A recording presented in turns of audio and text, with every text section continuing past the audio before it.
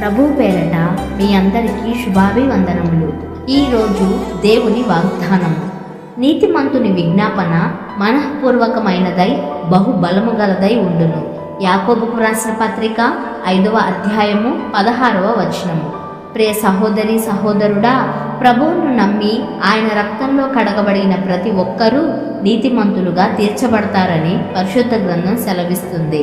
అలాగే నీతిమంతులుగా ఉండి దేవునికి మనస్ఫూర్తిగా విజ్ఞాపన చేస్తే ఆ ప్రార్థన చాలా బలంగా ఉంటుందని కూడా ఆ పరిశుద్ధ గ్రంథమే తెలియజేస్తుంది. ఏలియా కూడా మన వంటి స్వభావము గల మనుష్యుడే. అతడు వర్షం పడకూడదని ఆసక్తితో దేవునికి ప్రార్థించినప్పుడు భూమి మీద 3.5 సంవత్సరములు వర్షం పడలేదు.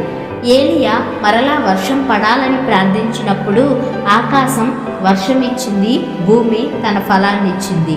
ఈరోజు నీ జీవితంలో అసాధ్యంగా ఉన్న వాటిని సాధ్యపరుచుకోవాలంటే నీవు చేయవలసింది ఒక్కటే. ఏలియా వలె ఆసక్తితో, పట్టుదలతో, విశ్వాసంతో ప్రార్థించాలి. అప్పుడు దేవుడు నీ ప్రార్థన ఆలకించి జవాబిస్తారు, అసాధ్యాన్ని సాధ్యపరుస్తారు. నువ్వు దేవుని మీద నమ్మకం ఉంచి దేవునికి చేసే విజ్ఞాపన బహుబలంగా ఉంటుంది కాబట్టి తప్పక నీ ప్రార్థనకు జవాబు వస్తుంది. కనుక విశ్వాసంతో, పట్టుదలతో దేవునికి ప్రార్థిద్దాం. ప్రార్థన.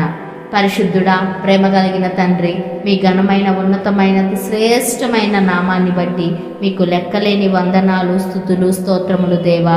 అయ్యా, నీ రక్తములో మమ్మును కడిగి నీతిమంతులుగా తీర్చినందుకు స్తోత్రములు.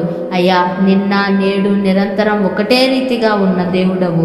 ఆనాడు ఏలియా ఆసక్తితో ప్రార్థించినప్పుడు ఎలా ఆశ్చర్య కార్యము జరిగించావో ఈరోజు మేము కూడా చేసే ప్రార్థనలకు, విజ్ఞాపనలకు జవాబిచ్చి అద్భుతాలు మా జీవితాలలో కూడా జరిగించమని యేసయ్య అతి ఉన్నతమైన నామములో ఈ ప్రార్థన అడిగి వేడుకొనుచున్నాము పరమ తండ్రి. ఆమేన్. మీకేమైనా ప్రార్థన అవసరతలు ఉన్నట్లయితే దయచేసి కామెంట్ చేయండి. తప్పక ప్రతి ప్రార్థన అవసరత గురించి అనుదినము ప్రార్థిస్తాము. ఈ రోజంతటిలో దేవుని యొక్క కృపాక్షేమములే మీ ముందు వెనుక మీకు తోడుగా ఉండి మిమ్మల్ని నడిపించును గాక.